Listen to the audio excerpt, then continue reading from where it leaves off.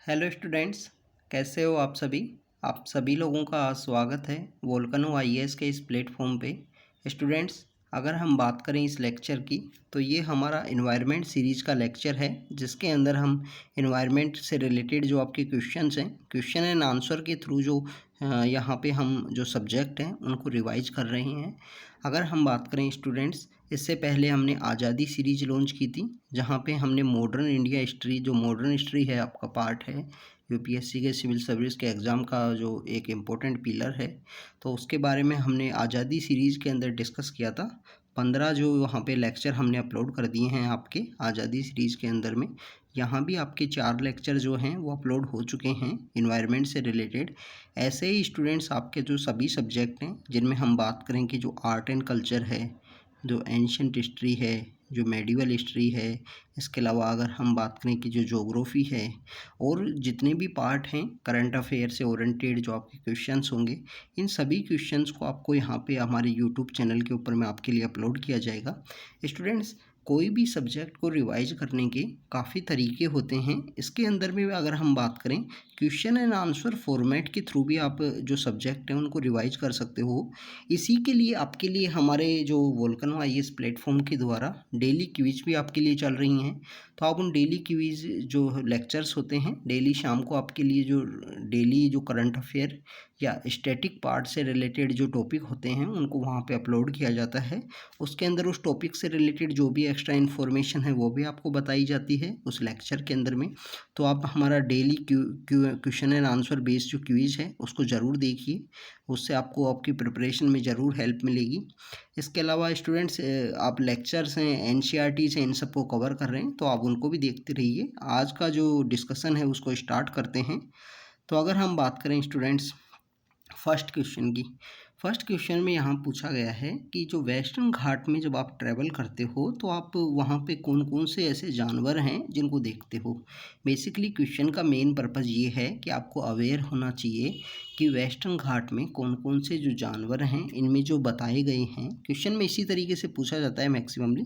तो यहाँ पे जो बताए गए जो जानवर हैं उनमें से कौन कौन से ऐसे जानवर हैं या एनिमल हैं जो वहाँ पे मिलते हैं। तो सबसे पहले अगर हम बात करें लोयन टेल मकैक की, स्टूडेंट्स लोयन टेल मकैक जो है आपको पता है कर्नाटका, केरला और तमिलनाडु का जो एरिया है वहाँ पे आपको देखने को मिलता है।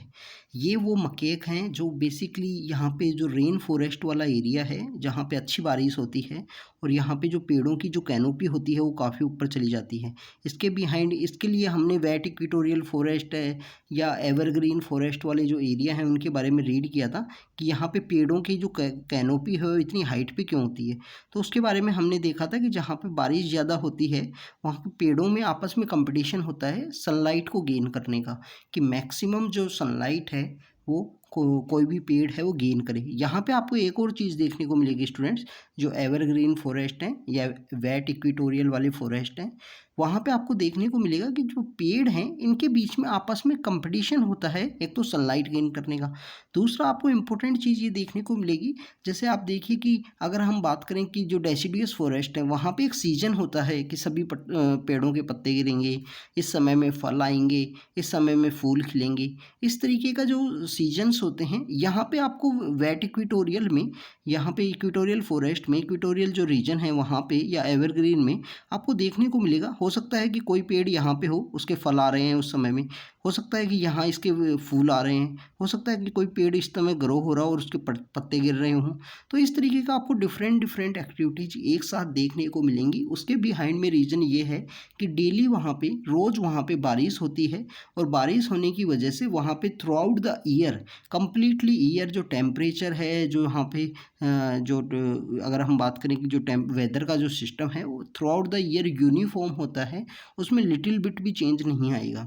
तो लोयन टेल मकैक हैं वो ऐसे एरियाज में पाए जाते हैं जहाँ पेड़ों की जो कैनोपी होती है वो काफ़ी हाई होती है, और ये बेसिकली कैनोपी पे रहना पसंद करते हैं। जिसमें हम बात करें कर्नाटका, केरला और तमिलनाडु के जो एरिया हैं वहाँ पे ये पाए जाते हैं। अगर इसके भी अंदर अगर हम स्पेशल बात करें, कुदेरमुख नाम का नेशनल पार्क है, पेरियार नेशनल पार्क है हमारा केरला के अंदर में, साइलेंट वैली नेशनल पार्क है केरला के अंदर में, कुदेरमुख जो नेशनल पार्क की बात की वो हमारा कर्नाटका के अंदर लोकेटेड है। तो वहाँ पे इनकी संख्या काफ़ी अच्छी पाई जाती है। प्रेजेंट समय में हैबिटाट लॉस की इनको सबसे बड़ी ज़्यादा जो समस्या है वो फेस करनी पड़ रही है। IUCN के अगर स्टेटस की बात करें स्टूडेंट्स, तो इनका जो स्टेटस है वो एंडेंजर्ड है। हमारे साइट्स के अपेंडिक्स 1 के अंदर हैं। वाइल्ड लाइफ प्रोटेक्शन की जो शेड्यूल 1 है उसके अंदर में इनका प्रोटेक्शन दिया गया है। अगर हम बात करें सेकंड इज़ द मरखोर। मरखोर बेसिकली एक यहाँ पे कश्मीर के एरिया में पाई जाती है, और अगर हम बात करें ज़्यादा संख्या की तो ये सेंट्रल एशिया का जो एरिया है वहाँ पे ये मिलती है। अगर हम बात करें IUCN स्टेटस की, तो इसका जो IUCN स्टेटस है वो है नियर थ्रेटेंड, कि यहाँ पे इसको कोई भी नियर थ्रेटेंड है, इसकी जो स्टेटस है इसको IUCN में दिया गया है। अगर हम बात करें थर्ड हुलॉक गिबोन की, हुलॉक गिबोन स्टूडेंट्स आपको पता है नॉर्थ ईस्ट का जो एरिया है वहाँ पे पाया जाता है। ओनली ऐप है जो इंडिया के अंदर में पाया जाता है। टेललेस गिबोन हो तो कहा जाता है इसको। एंडेंजर्ड इसका यहाँ पे स्टेटस दिया गया है, IUCN के द्वारा जो इसका स्टेटस है वो एंडेंजर्ड दिया गया है। ये आपको आसाम के अंदर में, अरुणाचल प्रदेश में, जो ईस्टर्न इंडिया का पार्ट है, बांग्लादेश का जो एरिया है वहाँ भी आपको देखने को मिलेगा। तो आप देखिए कि मखोर है वो यहाँ पे आपको कश्मीर में, हुलॉक गिबोन है वो आपको यहाँ नॉर्थ ईस्ट के एरिया में। तो ओनली वन है लोयन टेल मकैक जो आपको Kudremukh national park, Pariyar national park, silent valley national park है वहाँ पे देखने को मिलता है। तो इसका जो आंसर होगा वो ए आंसर होगा स्टूडेंट्स, कि लोयन टेल मकैक है जो आपको वेस्टर्न घाट का जो एरिया है वहाँ पे ओनली देखने को मिलता है। अब हम चलते हैं स्टूडेंट्स नेक्स्ट क्वेश्चन की तरफ। Next question is about the, कि जब कोयले को जलाया जाता है तो इनमें से कौन कौन सा जो रिजल्ट है वो हमको देखने को मिलता है एनवायरनमेंट के अंदर में। तो स्टूडेंट्स कार्बन डाइऑक्साइड है, जो ऑक्साइड ऑफ कार्बन है वो तो आपको देखने को मिलेंगे। सल्फर भी आपको देखने को मिलेगा कोयले को जब जब बर्न किया जाएगा। मरकरी भी आपको देखने को मिलेगा। कुछ स्टूडेंट्स को यहाँ पे डाउट हो सकता है कि रेडियो एक्टिव मटेरियल है क्या उसको देखने को मिल सकता है कि अगर कोयले को जलाया जा रहा है। स्टूडेंट्स आप इसके बारे में ज़रूर से गूगल करना, जब भी आपको समय मिले तो गूगल ज़रूर करना। इसके बारे में 2-3 रिपोर्ट्स हैं, कहीं ना कहीं आपको अच्छे आर्टिकल्स मिलेंगे, उसके बारे में रीड करना। क्योंकि नेचुरली ओकरिंग जो यहाँ पे रेडियो एक्टिव जो मटेरियल है वो कुछ ना कुछ मिलता है, यहाँ पे हर कोयले के अंदर पाया जाता है। उसकी वजह से कुछ ना कुछ रेडियो एक्टिव मटेरियल भी है जो रिलीज होता है इन्वायरमेंट के अंदर में जब जब कोयले को जलाया जाता है। इसके बारे में आप रीड करोगे तो कहीं पे तो आपको देखने को मिलेगा कि जो कोयले की जो राख होती है, कोयले की जो राख होती है वो more radioactive than the thermal power plant से जो यहाँ पे वेस्ट निकलता है उससे भी ज़्यादा रेडियो एक्टिव बताया गया है। तो यहाँ पे जो आंसर होगा, चारों के चारों जो ऑप्शन है वो करेक्ट हैं। तो डी यहाँ पे आंसर होगा कि चारों जो ये रिजल्ट हैं वो हमको देखने को मिलते हैं जब भी कोयले को जलाया जाता है। अगर हम बात करें स्टूडेंट्स नेक्स्ट क्वेश्चन की, नेक्स्ट क्वेश्चन में बोला गया है कि मल्चिंग है, फोटोसिंथेसिस है और लैंडफिल्स का जो डिके है, इनमें से कौन सा ऐसा आपको जो एरिया है जहाँ पे आपको कार्बन डाइऑक्साइड है वो एटमॉस्फेयर के अंदर रिलीज होती हुई दिखाई देती है। स्टूडेंट्स फोटोसिंथेसिस का आपको पता है कि लाइट एनर्जी को केमिकल एनर्जी में कन्वर्ट किया जाता है। ग्रीन फील्ड जो हमारे प्लांट्स होते हैं इसके अंदर में जो CO2 होती है उसका रिक्वायरमेंट होता है। फोटोसिंथेसिस में CO2 का रिक्वायरमेंट होता है, बट जो रिलीज की जाती है वो गैस होती है O2, ऑक्सीजन को यहाँ रिलीज किया जाता है। तो फोटोसिंथेसिस तो इसका आंसर नहीं होगा। अगर हम बात करें मल्चिंग, आपने अगर जीरो बजट नेचुरल फार्मिंग के बारे में सुना होगा students, zero budget natural farming, zero budget natural farming, इसके बारे में अगर नहीं सुना है तो इसको गूगल ज़रूर करना। इसके 4-5 कुछ टेक्निक्स हैं जिसके अंदर मल्चिंग भी इसका एक टेक्निक है। इसको महाराष्ट्र के अंदर में हमारे एक एग्रीकल्चर से रिलेटेड पर्सन हैं सुभाष पालेकर, उनके द्वारा इसको स्टार्ट किया गया था जीरो बजट नेचुरल फार्मिंग। तो ये काफ़ी इंपॉर्टेंट है। उसी के अंदर एक प्रोसेस है मल्चिंग। जैसे भी आपको मल्चिंग के बारे में पता होगा कि मल्चिंग के अंदर में बेसिकली जो केमिकल जो फर्टिलाइजर्स को यूज किया जाता है फार्मर्स के द्वारा, तो उसको यहाँ पे रिड्यूस कर दिया जाता है मल्चिंग के थ्रू। मल्चिंग में आपको यहाँ जो अगर हम बात करें जो CO2 है वो रिलीज होता हुआ नहीं दिखाई देगा। डीके ऑफ लैंडफिल्स सबसे बड़े सोर्स हैं जहाँ पे आपको CO2 भी रिलीज होता हुआ दिखाई देगा। इसके अलावा अगर हम बात करें आपको मीथेन भी यहाँ पे रिलीज होता हुआ दिखाई देगा डीके ऑफ द लैंडफिल्स के कारण में के अंदर में। तो यहाँ पे जो आंसर होगा वो बी आंसर होगा कि ओनली 3 ऐसा ऑप्शन है जिसके अंदर आपको यहाँ पे कार्बन डाइऑक्साइड है वो रिलीज होता हुआ दिखाई देगा। तो स्टूडेंट्स अगर हम बात करें नेक्स्ट क्वेश्चन की, नेक्स्ट क्वेश्चन में यहाँ पे पूछा गया है कि इनमें से कौन सा ऐसा जो एक्टिविटी है जिसके थ्रू आपको ग्लोबल वार्मिंग की जो एक्टिविटी है वो इन्वायरमेंट के अंदर देखने को मिलती है। तो स्टूडेंट्स आप देखिए अल्बेडो इफ़ेक्ट क्या होता है। अल्बेडो इफ़ेक्ट सबसे ज़्यादा जो पाया जाता है आइस के अंदर पाया जाता है। स्टूडेंट्स आप देखिए कि अगर कम्प्लीटली वाइट जो आइस है स्नो है तो वहाँ पे आप अगर उस तरीके से आप जाओगे, आप जो नेक्ड आई हैं विदाउट द ग्लासेस अगर आप देखने की कोशिश करोगे तो आपकी जो आँखें हैं वो ख़राब हो सकती हैं। क्योंकि जो अल्बेडो इफ़ेक्ट होता है आइस का यहाँ पे आपको अल्बेडो इफ़ेक्ट 1 देखने को मिलता है। अल्बेडो इफ़ेक्ट का मीन्स ये है कि जो आपके ऊपर जो सनलाइट आ रही है उसको आप कितना रिफ्लेक्ट कर पा रहे हो। जो फ्रेश आइस होती है वो सबसे ज़्यादा आपको जो यहाँ पे सबसे ज़्यादा जो सनलाइट है उसको रिफ्लेक्ट करती है। तो स्टूडेंट जो अल्बेडो इफ़ेक्ट है, अल्बेडो इफ़ेक्ट की वजह से यहाँ पे जो मेल्टिंग ऑफ आइस का जो प्रोसेस है वो आपको देखने को मिलता है। इसलिए ये ग्लोबल वार्मिंग में कॉन्स्टिट्यूट रोल प्ले करता है। एरोसोल्स का पता है आपको स्टूडेंट्स, एरोसोल्स काफ़ी इंपॉर्टेंट रोल प्ले किया जाता है। इसके बारे में आप गूगल करोगे तो अभी आपको देखने को मिलेगा।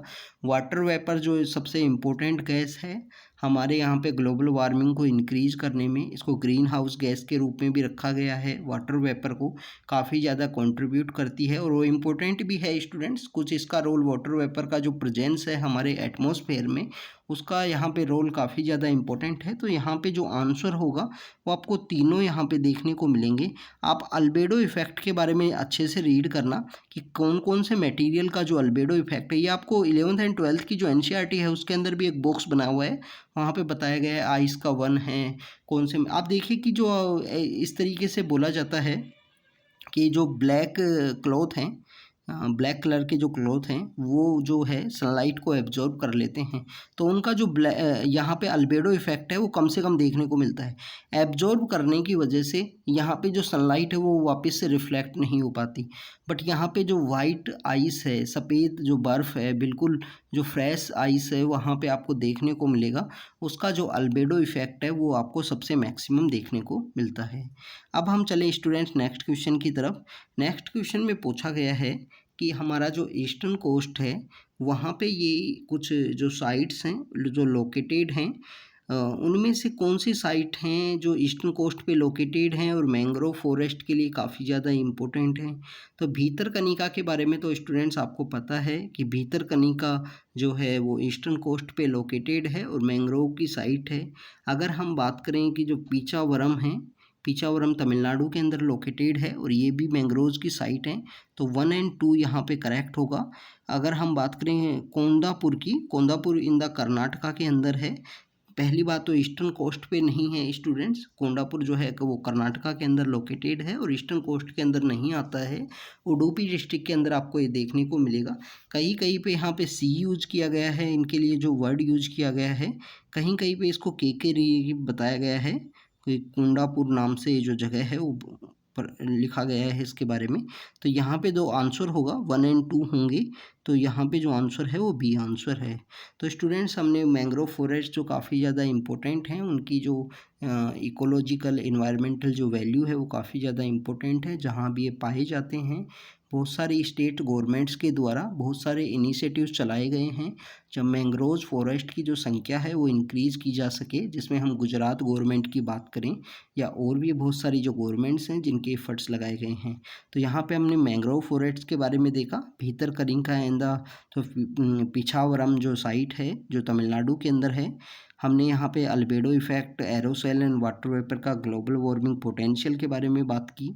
हमने मल्चिंग और फोटोसिंथेसिस प्रोसेस जिसके थ्रू यहाँ पे कार्बन का जो हम बात करें कि जो रिलीज नहीं होती है carbon dioxide, decay of landfills में कार्बन डाइऑक्साइड भी होती है। मीथेन का भी रिलीज होता है। इसके अलावा स्टूडेंट्स हमने बात किया है यहाँ पे कि कोल के बर्निंग पे क्या क्या रिलीज होता है, तो ये सभी मटेरियल्स हैं, रेडियो एक्टिव मटेरियल भी रिलीज होते हैं। और हमने यहाँ पे देखा कि लोयन टेल मकेक हैं जो एंडेंजर्ड स्पीसीज़ हैं, वेस्टर्न घाट में पाई जाती हैं। मरखोर जो है वो आपको सेंट्रल एशिया और हिमालयन जो इन्वायरमेंट है, हिमालयन जो हैबिटेशंस है वहाँ देखने को मिलता है, नियर थ्रेटन्ड इसका स्टेटस है।